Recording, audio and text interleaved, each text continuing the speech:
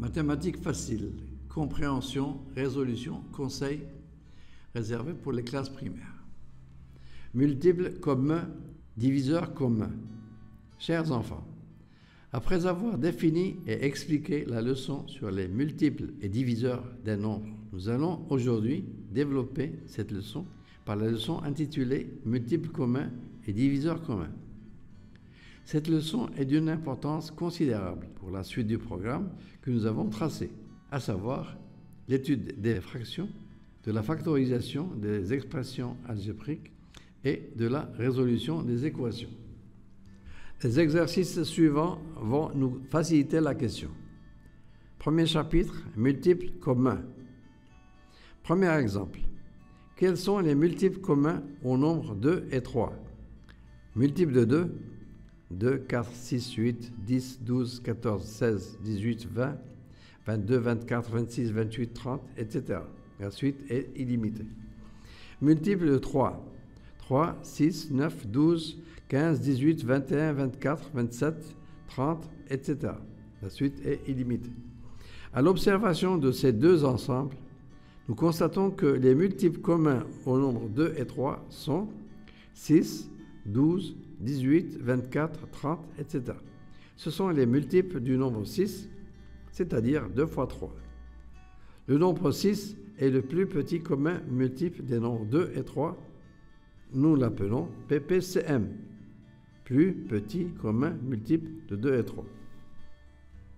Deuxième exemple. De la même manière, quels sont les multiples communs au nombre 4 et 5? Multiples de 4, 4, 8, 12, 16, 20, 24, 28, 32, 36, 40, etc. Multiples de 5, 5, 10, 15, 20, 25, 30, 35, 40, 45, 50, etc. Nous avons fait exprès de choisir de petits nombres.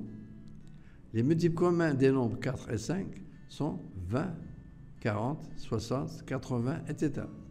C'est-à-dire les multiples de 20, soit 4 fois 5. 20 est donc le plus petit commun multiple. Nous l'appelons PPCM, plus petit commun multiple de 4 et 5. Alors passons à la deuxième partie, les diviseurs communs. Rappelons la règle de base. Un nombre est divisible par 2 s'il se termine par un chiffre pair. Un nombre est divisible par 5 s'il se termine par 0 ou 5. Un nombre est divisible par 3 si la somme de ces chiffres est un multiple de 3. Un nombre est divisible par 9 si la somme de ces chiffres est un multiple de 9. Premier exemple. Nous allons chercher les diviseurs du nombre 18 et les diviseurs du nombre 27 et en déduire les diviseurs communs à ces deux nombres. Nous écrivons 18 égale 2 fois 9, 18 égale 3 fois 6, 18 égale 6 fois 3, 18 égale 9 fois 2, 18 égale 18 fois 1. Les diviseurs de 18 sont 1, 2, 3, 6, 9 et 18. Pour le nombre 27, nous avons 27 égale 3 fois 9, 9 fois 3, 27 fois 1. Les diviseurs de 27 sont 1, 3, 9, 27. Les diviseurs communs de 18 et 27 sont 1, 3, 9. 9 est le plus grand commun diviseur. Nous l'appelons PGCD. Vous remarquerez que nous avons fait exprès de choisir de petits nombres pour faciliter le travail, comme nous l'avons fait précédemment. Ne pas oublier, c'est une précision, PPCM pour les multiples communs et PGCD pour les diviseurs communs. Nous allons retrouver ces notions lors de l'étude des fractions dans la recherche du dénominateur commun et dans la simplification des fractions pour aboutir à la fraction simplifiée dite irréductible. Chers enfants, vous allez me demander comment faire s'il s'agit d'un grand nombre. Comment faut-il procéder? Prenons comme exemple le nombre 84. Quels sont les diviseurs du nombre 84? Il ne faut pas perdre de vue la pratique des règles, à savoir que le nombre 84 se termine par 4, donc un chiffre pair. Donc on va commencer la division par 2. Je termine la division par 2 tant que le chiffre des unités est pair. Ensuite, je cherche la divisibilité par 3. puis par 5, etc. Nous avons choisi le nombre 84. Ce nombre se termine par 4, c'est-à-dire un multiple de 2, ou autrement dit, un nombre pair. Donc nous divisons le nombre 84 par 2. La division nous donne un quotient égal à 42. Nous continuons la division par 2, tant que le chiffre des unités est un multiple de 2, ou un nombre pair. Je divise donc 42 par 2. 42 divisé par 2 me donne un quotient égal à 21. 21 n'est plus divisible par 2.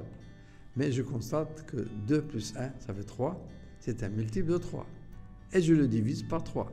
21 divisé par 3 me donne 7. 7 n'est multiple ni de 3 ni de 2. Mais il est multiple de 7. Je divise 7 par 7 et ça me donne 1. Ainsi donc, les diviseurs de 84 sont 1, 2, 3, 4, 6, 7, 12, 14, 28, 42 et 84. Alors pour conclure, nous allons choisir un nombre assez élevé, 264 par exemple. Nous avons fait la même procédure que pour l'exemple précédent. 264 termine par un chiffre pair, 4. Donc il est divisible par 2. Je divise 264 par 2 qui me donne 132. 132 se termine par un chiffre pair et je le divise aussi par 2 qui me donne 66. 66 se termine par un chiffre pair et je le divise par 2 qui me donne 33. 33 n'est plus divisé par 2. Alors je divise 33 par 3 qui me donne 11. 11 n'a pas d'autre diviseur que 11.